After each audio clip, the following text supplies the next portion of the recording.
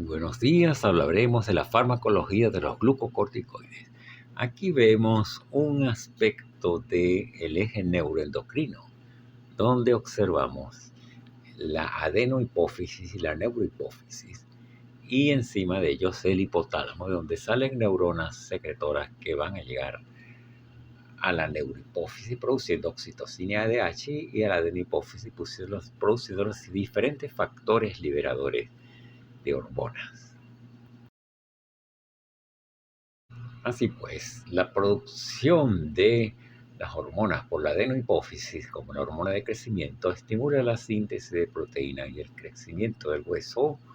La hormona folículo estimulante y la LH la estimula la producción de gametos, la producción de hormonas sexuales. La prolactina, que estimula la producción de leche, la hormona estimulante del tiroideo TSH, que estimula la secreción de tirosina, y la hormona adrenocorticotrópica ACTH, que estimula la secreción de corticosteroides por la corteza suprarrenal. La ACTH interviene en la corteza suprarrenal, como ven allí, que está constituida por lo que se puede observar por una zona glomerulosa, que está encargada de producir la aldosterona, que es un mineralocorticoide, y cuya producción es estimulada por la angiotensina 2 y por los niveles de potasio. En la zona fascicular y reticular, allí se interviene la ACTH. La ACTH estimula la producción de corticosteroides, en este caso el cortisol, e intervienen las enzimas citocrómicos del citocromo P450, 11B1 y 17. Entonces son las principales enzimas que se encargan de al final llevar a la producción de cortisol. Y tenemos la zona reticular, cuyo control no está directamente relacionado con el ACTH, pero que allí se produce la dehidroepiandrosterona. Entonces, cuando consideramos la síntesis del cortisol, el principal esteroide producido por la corteza suprarrenal, vemos que la materia prima es el colesterol. Este colesterol es una molécula de 26 átomos de carbono, y en la zona fascicular este colesterol es convertido en pregnenolona por el citocromo 11A1. Como ven allí, el colesterol pierde varios carbonos, convirtiéndose en una molécula de menos carbonos, en este caso, ¿no? Como ven allí. Esta pregnenolona es el sustrato en la zona fascicular del citocromo P17, que lo hidroxila en el carbono 17, convirtiéndola en 17-alfa hidroxipregnenolona, como ven allí en la caja gris. Esta 17-alfa hidroxipregnenolona posteriormente es sometida por la 3-beta deshidrogenasa, como ven allí, convirtiéndola en 17-alfa hidroxiprogesterona. Vean allí cómo cambia el doble enlace de sitio. ¿Ven? Luego, por acción del citocromo 21, se convierte en desoxicortisol y luego en cortisol por el citocromo 11B1. Una vez liberado este cortisol, va a actuar en los diferentes tejidos del organismo. Y aquí vemos su mecanismo de acción. ¿Cuál es el mecanismo de acción de los glucocorticoides? La hormona atraviesa la membrana plasmática de la célula por ser muy liposoluble. Entonces, ella atraviesa la membrana celular y en el citoplasma se une al receptor de corticosteroides. Este es un receptor en el cual también están unidos dos proteínas chaperonas, y al unirse el esteroide, en este caso el cortisol, hace de que se separe este receptor de esas proteínas chaperonas que lo mantienen inactivo. Se forma el complejo hormona-receptor que dimeriza y se traslada al núcleo, uniéndose a elementos de respuesta a esteroides que van a provocar la transcripción. La transcripción al RNA mensajero. Este RNA mensajero sale del núcleo y es traducido por los ribosomas en proteínas que van a alterar la función celular. Esto es lo que hace básicamente los esteroides. Sin embargo, como vamos a ver más adelante, este mecanismo es un poco más complejo, porque no es solamente que estimula la síntesis de proteínas, sino que en algunos casos inhibe la expresión de otras proteínas. Entonces tenemos que el efecto genómico, como ya vimos, es que el corticosteroide penetra la membrana celular y se une a receptores intracitoplasmáticos que van, y el dímero migra al núcleo, provocando la expresión o la inhibición de la síntesis de algunas proteínas. Pero tenemos que ver que hay otros efectos no genómicos que son responsables de algunos efectos que ocurren en forma rápida ante la acción de los esteroides. En todo caso, el efecto genómico, como dijimos, va a provocar a la final la síntesis de proteínas que en el caso de esas proteínas van a inhibir los factores inflamatorios, por lo que tenemos que los efectos al final van a ser antiinflamatorios. En este gráfico vemos con claridad lo que acabo de explicar anteriormente. Aquí vemos cómo el glucocorticoide, en este caso el cortisol, unido a la proteína transportadora de cortisol, este cortisol, una vez que se encuentra con la célula, se suelta de esa proteína transportadora y penetra la membrana plasmática donde se ha unido el receptor, que a su vez está unido a dos proteínas chaperonas las proteínas de choque térmico P70 y P90. La unión del glucocorticoide al receptor hace que estas proteínas chaperonas se separen de allí y se forman los dímeros activadores. Glucocorticoide receptor, el cual, como dijimos, penetran al núcleo y se unen a elementos de respuestas a esteroides que pueden promover o inhibir la síntesis, la transcripción del DNA a RNA. En este caso tenemos una regulación positiva, es promotora, o sea, aquí se va a promover la transcripción del DNA a mRNA, el cual es traducido en el citoplasma, este RNA mensajero generado por esa transcripción, es traducido por los ribosomas generando proteínas específicas, por ejemplo la lipocortina, que va a cambiar el metabolismo, en este caso, de esta célula.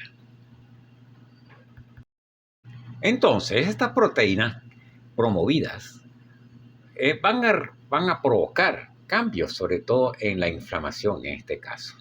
Vean cómo la interacción de estos receptores con el ADN de estas células reducen la transcripción de la fosfolipasa A2.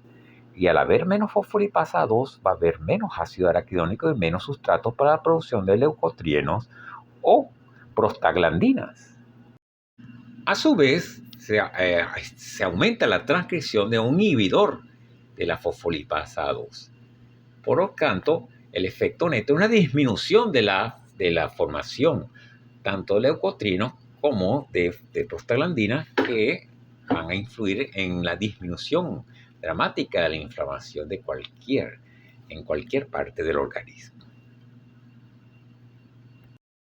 Factor inhibidor de la fosfolipasa es la lipocortina, que es una proteína que es promovida la transcripción y la síntesis por los glucocorticoides, y ella inhibe esta fosfolipasa A, por lo que no va a haber la degradación de fosfolípidos para la producción de ácido araquidónico, que es sustrato tanto de los leucotrienos como de las prostaglandinas, por lo que va a disminuir la inflamación.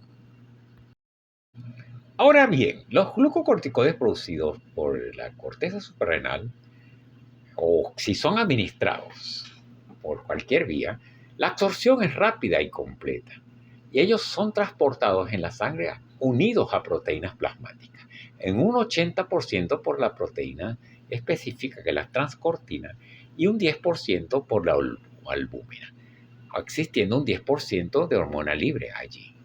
Su metabolismo es hepático, es degradado por los el citocromo P450, y los metabolitos son excretados por el riñón. Entonces vean que los glucocorticoides, sean los que están endógenamente producidos por la corteza suprarrenal, como los administrados como fármacos, como la hidrocortisol, el hidrocortisona, como un ejemplo, presentan esta farmacocinética que ya les mencioné. En este cuadro se resumen las características farmacocinéticas de algunos corticoides y observamos que hay glucocorticoides de acción corta, es decir, su duración de acción es de 8 a 12 horas, y ahí entra el cortisol que lo produce la corteza suprarrenal. Tiene una potencia glucocorticoide de 0,8 y una potencia mineralocorticoide también de 0,8. Tienen igual potencia glucocorticoide y mineralocorticoide. Y bueno, esto lo da una dosis equivalente de 25 miligramos y su vida media es de 80 a 120 minutos. O sea, la vida media de 80 a 120 minutos. Igual la cortisona, que es inactiva, tiene que reducirse a cortisol. Y ella tiene una potencia glucocorticoide y mineralocorticoide de 1, con una dosis equivalente al cortisol de 20 miligramos y una vida media de 80 a 120 minutos igual. Tenemos los corticoides, glucocorticoides de acción intermedia. Fíjense que la duración es mayor de 12 a 36 horas. Y ahí entran los muy utilizados prednisolona y prednisona. La prednisona es inactiva, tiene que ser reducida a prednisolona. La potencia glucocorticoide es mayor que la de los anteriores, de 4, y la mineralocorticoide es mucho menor, de 0,25. O sea, tienen mayor potencia glucocorticoide que mineralocorticoide. La dosis equivalente con respecto al cortisol, vean que es de 5, mientras que el cortisol es de 25 miligramos, esta es de 5. O sea que 5 miligramos de prednisona o prednisolona equivalen a 25 miligramos de cortisol. Y su vida media es, en el caso de la prednisolona, de 120 a 200 minutos y en el caso de la prednisolona de 130 a 300 minutos.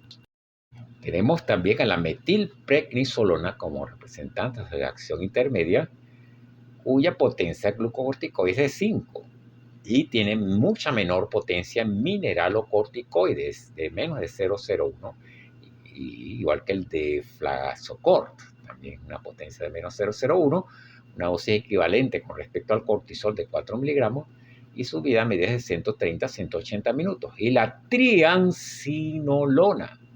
La triancinolona tiene una potencia glucocorticoide de 5 y casi nula potencia mineralocorticoide, o sea que es más glucocorticoide que mineralocorticoide, o no tiene actividad mineralocorticoide prácticamente, con una dosis equivalente al cortisol de 4 miligramos y una vida media de 120 a 180 minutos. Por último, tenemos a los glucocorticoides de acción prolongada. Ejemplos, la betametasona y la dexametasona, muy utilizados, sobre todo en traumatología y en otorrinolaringología. La betametasona tiene una potencia glucocorticoide muchísimo mayor que los anteriores, de 30 a 40, y escasa potencia mineralocorticoide menor a 0,01. Ambas. Y la de dexametasona tiene una potencia de 25. La dosis equivalente de betametasona con respecto a cortisol es de 0,75, o sea que 0,75 miligramos de betametasona equivalen a 25 miligramos de cortisol o de hidrocortisona, y de dexametasona es de 0,6, o sea que 0,6 miligramos de dexametasona equivalen a 25 miligramos de cortisol. Su vida media es de 130 a 330 minutos en el caso de la betametasona y en el caso de la dexametasona de 150 a 270 minutos. Como ven, la acción no está muy correlacionada con la vida media, porque fíjense que las vidas medias llegan hasta 270 minutos o 300 en la mayoría de los casos, pero la acción va a variar de acuerdo al tipo de glucocorticoide, siendo la acción prolongada, su acción dura de 12 a 36 horas. Son muy potentes. Ahora bien, vamos a verlo con esta clasificación de glucocorticoides de acuerdo a su duración de acción. Entonces, los de acción breve de 8 a 12 horas tenemos el cortisol y la hidrocortisona con una igual potencia glucocorticoide y mineralocorticoide. Tenemos los de acción intermedia de 12 a 36 horas, la prednisona y la prednisolona con una potencia glucocorticoide de 4 a 0,3. Y la alfa-metilprednisolona y de una potencia de 5 a 0,001 y la triancinolona de 5 a 0. La triancinolona, como ven, no tiene actividad mineralocorticoide. En cambio, la 6-alfa-metilprednisolona sí tiene 0,001 alguito de potencia mineralocorticoide. Y por último, los de acción prolongada de 36 a 72 horas tenemos con una acción glucocorticoide de 30 sobre la mineralocorticoide menor de 0,01, la betametasona, dexametasona y la parametasona, que esta última tiene 25,001. Entonces, las características farmacocinéticas de estos glucocorticoides. Por ejemplo, el cortisol se puede administrar por vía oral, por vía intramuscular, por vía endovenosa y tópica, por aplicación tópica.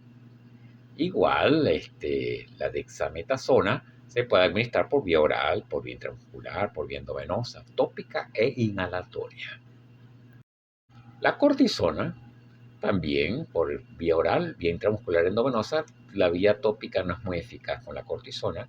Con la prednisona solamente se administra por vía oral, la prednisona, y la prednisolona sí se puede administrar, además de por vía oral, por vía endovenosa, por vía intramuscular y tópica. La betametasona está diseñada para ser administrada, principalmente se administra por vía tópica, pero también se puede administrar por vía oral y por vía endovenosa. La beclometasona, la budesonida, la fluticasona, la triancinolona se usan sobre todo por vía tópica inhalatoria. De hecho, la triancinolona y la budesonida son componentes principales de los aerosoles indicados para el asma. O sea, la triancinolona y la budesonida. Y aquí tenemos una muestra de corticosteroides inhalados o intranasales. Tenemos el dipropionato de beclometasona, la budesonida, el acetónido de triancinolona, el flunisolida y el propionato de fluticasona. Son formas para ser administrados tópicamente, ya sea inhalados o intranasales en el caso de rinitis alérgica o en el caso de asma. Entonces, aplicación tópica. Ahora, a continuación, veremos las acciones y los efectos farmacológicos de los glucocorticoides, que a continuación veremos. Primeramente, los esteroides, los glucocorticoides administrados farmacológicamente, van a afectar grandemente el eje hipotálamo-hipófisis adrenal. El eje hipotálamo-hipófisis adrenal, como ven allí. Porque ellos van a inhibir la actividad van a inhibir la liberación del hipotálamo de los factores liberadores de ACTH, van a inhibir en la adenohipófisis la liberación y formación de ACTH. Por lo que no va a haber ACTH para provocar en la corteza adrenal la producción de glucocorticoides endógenos. Y a la larga se va a provocar una atrofia de la corteza suprarrenal. Se va a atrofiar la corteza suprarrenal porque no va a haber ese estímulo del ACTH porque está siendo inhibida por los corticosteroides exógenos.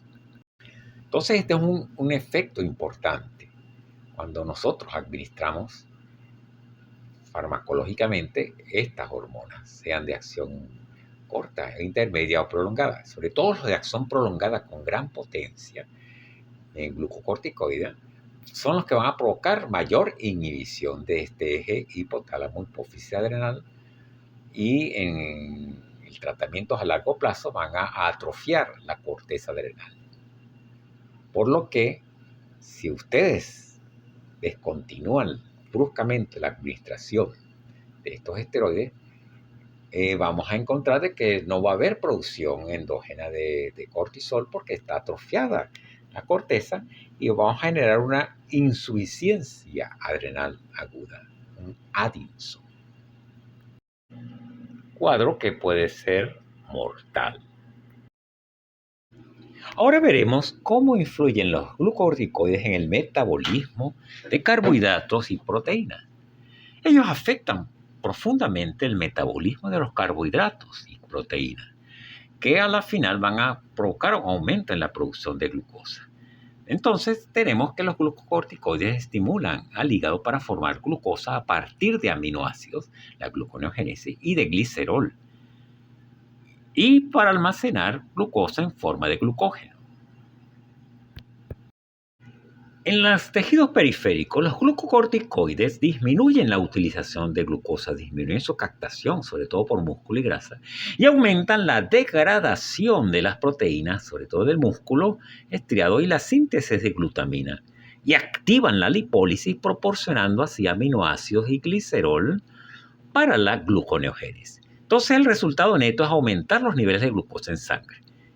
Entonces, pueden empeorar el control glucémico en pacientes con diabetes manifiesta y pueden precipitar la aparición de hiperglicemia en pacientes susceptibles. O sea, tienen un efecto diabetogénico. Aparte de que ya vimos que también va a favorecer la redistribución de la grasa corporal, produciendo el efecto típico de las jibas de búfalo. Los glucocorticoides también ejercen efectos sobre el equilibrio de líquidos electrolíticos debido a los efectos permisivos sobre la función tubular y las acciones que mantienen en la tasa de filtración glomerular. Entonces, ellos permiten la excreción libre de agua. Ahora hablaremos de los efectos antiinflamatorios e inmunosupresores de los esteroides. En las reacciones inflamatorias locales, los macrófagos activados generan diversas interleuquinas proinflamatorias. Interleuquinas como la IL-1, la IL-6, el factor de necrosis tumoral alfa, la interleuquina 2 y la interleuquina 8, que tienen sus diversas acciones. Por ejemplo, la interleuquina 1 activa endotelios, activa linfocitos, la interleuquina 6 activa los linfocitos, el factor de necrosis tumoral alfa activa la endotelio, aumenta la permeabilidad vascular, activa la coagulación, se activa el factor NK y la quimiotaxis, que van a llevar a diversas respuestas de fase aguda de la inflamación, como veremos. Estas respuestas son sistémicas, puede haber una neutrofilia, como ustedes ven cuando hay una fase aguda, con activación del hipotálamo, produciendo fiebre, somnolencia y disminución del apetito, y la producción en el hígado de las proteínas de fase agudo, como es la proteína C reactiva, que es la que van a elevar, en este caso, la velocidad de sedimentación globular. Los glucocorticoides van a suprimir esta liberación de citoquinas, suprimen la liberación de citoquinas proinflamatorias, por lo que no se van a generar, van a disminuir estas respuestas de fase aguda y la inflamación local. Por eso ahí se explica el efecto antiinflamatorio. Los esteroides, los glucocorticoides disminuyen las respuestas de fase aguda y inhibe por inhibición del metabolismo de la citoquinas. La disminución de las acciones de las citoquinas y la inhibición del metabolismo del ácido araquidónico, por lo que no se van a generar ni prostaglandinas ni leucotrienos, entonces van a disminuir todas estas respuestas de leucocitosis y linfopenia. Va a producir linfopenia, vamos a tener una disminución de la migración de polimorfos nucleares, una inhibición del procesamiento de antígenos por macrófagos, va a haber eosinofilia, monocitopenia y linfopenia.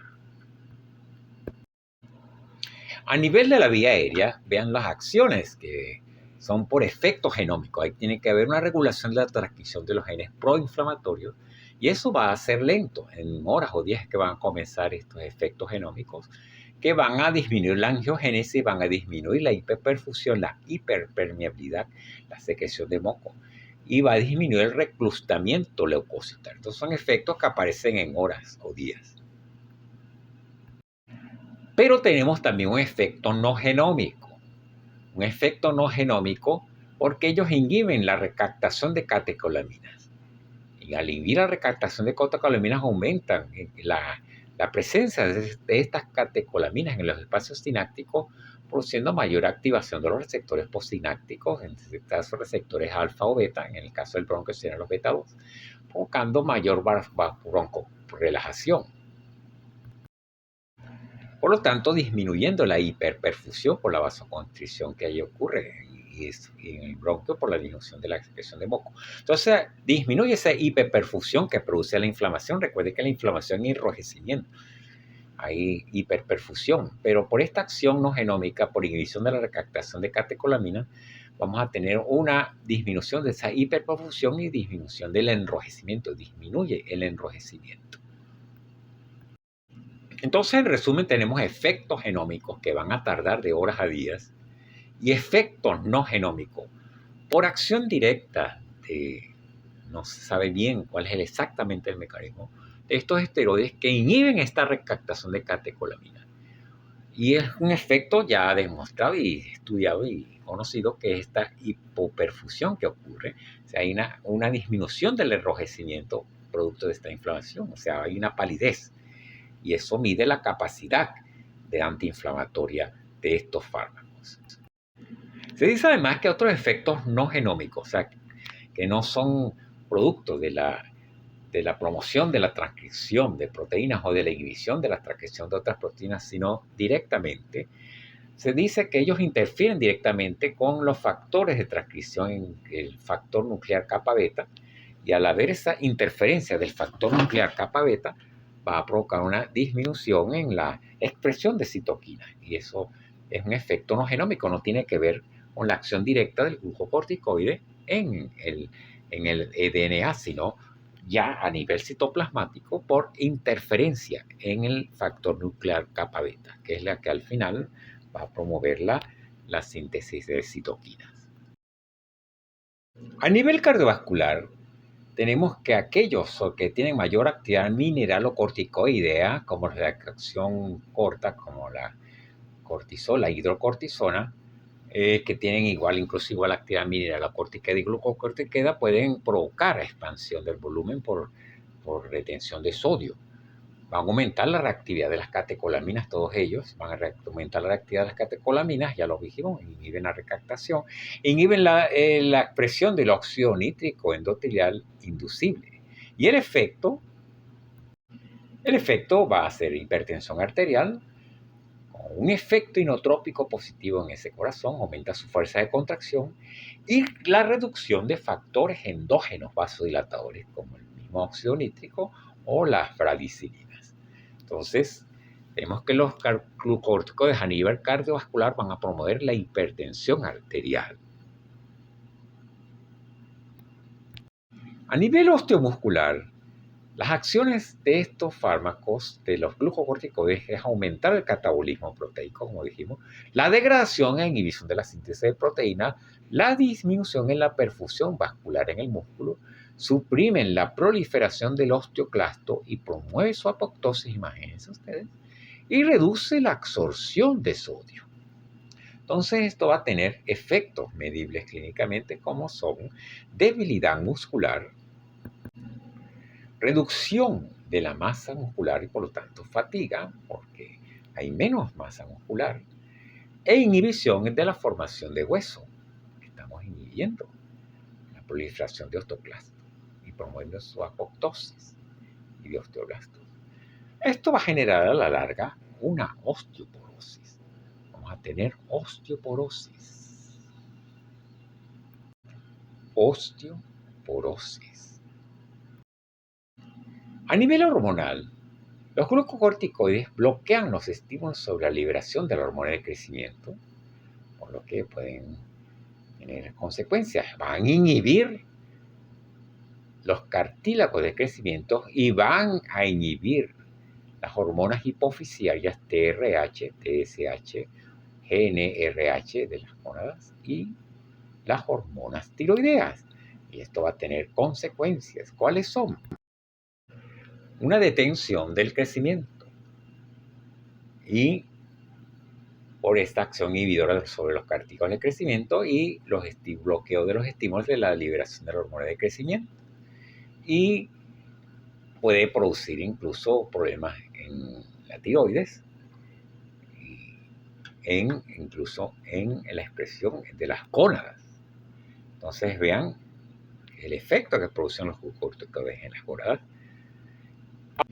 Los usos clínicos más extendidos de los glucocorticoides están en las enfermedades no endocrinas, por aprovechando su efecto antiinflamatorio potente. Entonces, en enfermedades alérgicas, su uso es bastante extendido. En asma bronquial, sobre todo en forma tópica o inhalatoria, en el edema angioneurótico, en la rinitis y la picadura de insectos. Además, tenemos enfermedades vasculares del colágeno, las colagenopatías, como el lupus eritematoso, la artritis reumatoidea, las arteritis, diversas arteritis y polimiositis, que requieren tratamientos crónicos con estos esteroides. Sobre todo se usa mucho la prednisona y la prednisolona en el lupus y en las artritis reumatoideas, por sus potentes efectos antiinflamatorios que ya describimos antes. Además, los glucocorticoides se utilizan en diversas alteraciones hematológicas y oncológicas que pueden comprometer la vida, sobre todo algunos linfomas. Y se utilizan, por ejemplo, la anemia hemolítica autoinmune, en la púrpura trombocitopénica idiopática. Son fármacos que alivian rápidamente estas alteraciones que tienen que ver con efectos autoinmunes. También enfermedades cardiovasculares, como las carditis reumáticas. En enfermedades gastrointestinales y hepáticas, como la colitis ulcerosa, la hepatitis activa crónica.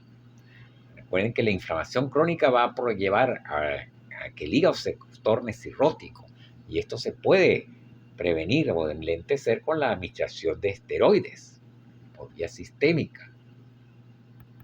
Enfermedades neurológicas como el edema cerebral, se usa mucho incluso la dexametasona.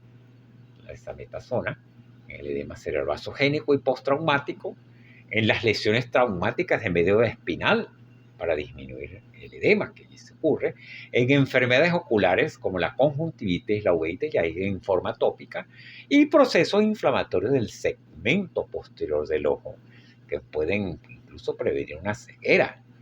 Estos serían los usos no endocrinos de los glucocorticoides. Ahora bien, el uso crónico de estos fármacos, que es a veces necesario, sobre todo en las enfermedades inflamatorias crónicas, como el lupus, como la artritis, hay que usarlos por largos periodos de tiempo. Pero su uso puede llevar a reacciones adversas, y la más común es debida al exceso de acción glucocorticoidea en el organismo, como en lo que ya es la enfermedad de Cushing. El Cushing es debido al exceso de glucocorticoides actuando en el organismo y producen las características típicas como la cara de luna llena, una cara amplia, redonda, como la luna, estrías en la piel por atrofia en la misma, obesidad central, con como digamos los miembros inferiores atrofiados prácticamente como palillos. Puede producir emaciación en brazos y piernas, ya lo hablamos. Van a tener unos omoplatos gruesos, unas paletas grasas, lo que llaman la joroba de búfalo, la jiba de búfalo, y osteoporosis. Entonces el Cushing es así de característico, y es por el uso crónico excesivo de glucocorticoides, que a veces es necesario. Ya lo dijimos, hay enfermedades que solamente se pueden controlar modulando la inflamación crónica que se ocurre allí. Aquí vemos La característica cara de luna llena del Cushing, vean, es una cara pletórica, cachetona.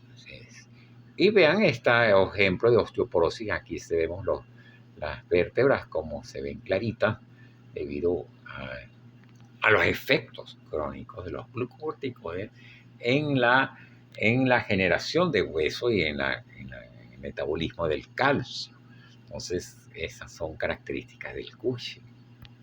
Otros efectos adversos, allí los tenemos: hipertensión arterial, intolerancia a la glucosa. Recuerden que los glucocorticoides pueden aumentan la generación de glucosa por glucogenólisis y gluconeogénesis, hiperlipidemia, retardo del crecimiento, aumento del peso corporal, y debido a la inmunosupresión que ellos producen, van a aumentar la frecuencia de infecciones.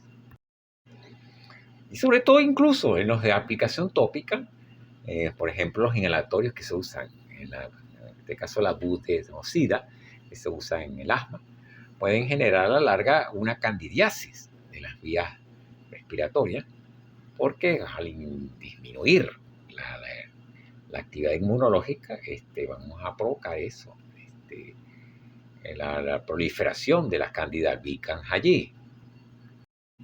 Además, vamos a provocar cataratas y glaucoma, aumento de la presión intraocular, atrofia de piel, sobre todo los que se usan en forma tópica para diversas dermatopatías, pueden a la larga producir atrofia de piel. E incluso, ya hablamos de la candidiasis oral y púrpura por fragilidad capilar. Entonces, estas son las reacciones adversas medicamentosas por el uso de glucocorticoides, ya sea por vía sistémica o por vía tópica. Sobre todo la vía tópica, la piel, donde es muy utilizado en diversas cremas para diversas dermatitis. Ahora bien, el uso de estos glucocorticoides está contraindicado en pacientes con enfermedad ulceropéctica, porque ellos van a promover, puede que van a disminuir la producción también de prostaglandinas endógenas. Y sobre todo se va a inhibir la COX-1, porque no vamos a tener sustratos que es el ácido araquidónico para producir las prostaglandinas, que son muy útiles para la generación de bicarbonato y de moco en el estómago. Además que van a aumentar la generación de hidrogeniones y eso va a promover la enfermedad ulceropéctica.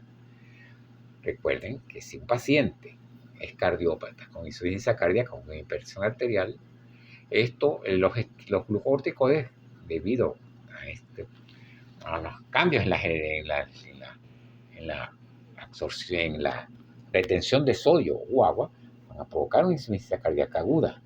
En enfermedades infecciosas como varicela o tuberculosis, los esteroides van a hacer de que esta enfermedad se agrave por proliferación de los diferentes agentes, sea en este caso el herpes o el bacilo de Koch. Entonces va a proliferar y va a diseminarse la infección en diabetes mellitus, porque van a provocar una hiperglicemia, incluso llevar a un coma hiperosmolar. Y en osteoporosis, porque van a agravar la osteoporosis y van a producir fracturas, sobre todo fracturas de cadera. Entonces, si hay estas patologías previas, hay que pensárselas mucho para indicar estos esteroides. Y sobre todo el uso tan arraigado de los esteroides para cualquier inflamación, ya sea un dolor articular o un problema de inflamación de rinitis o el asma. Entonces se preferiría en todo caso la aplicación tópica más que la aplicación sistémica. Ahora bien, ahora hablaremos del uso de esteroides en enfermedades articulares degenerativas no inflamatorias, muy frecuente con motivo de consulta en traumatología. Entonces, en enfermedades articulares degenerativas no inflamatorias, como por ejemplo la osteoartritis, o en síndromes regionales de dolor como tendinitis o bursitis, lo más común es administrarlos por vía mediante inyección local en el sitio, ya sea en donde está la tendinitis, la bursitis, o en intraarticular, ¿no? Inyección local para el tratamiento de un ataque episódico. Debe utilizarse aquel glucocorticoide que no requiera bioactivación. Ejemplo, prednisolona en el lugar de prednisona. La prednisona es inactiva, debe ser activada dentro del organismo. Entonces, se administra la prednisolona o cualquiera de los de larga duración que ustedes ya vieron. La administración repetida de esteroides o de glucocorticoides en los sitios donde se inyectan aumenta la incidencia significativa de destrucción articular indolora, igual a la artropatía de Charcot.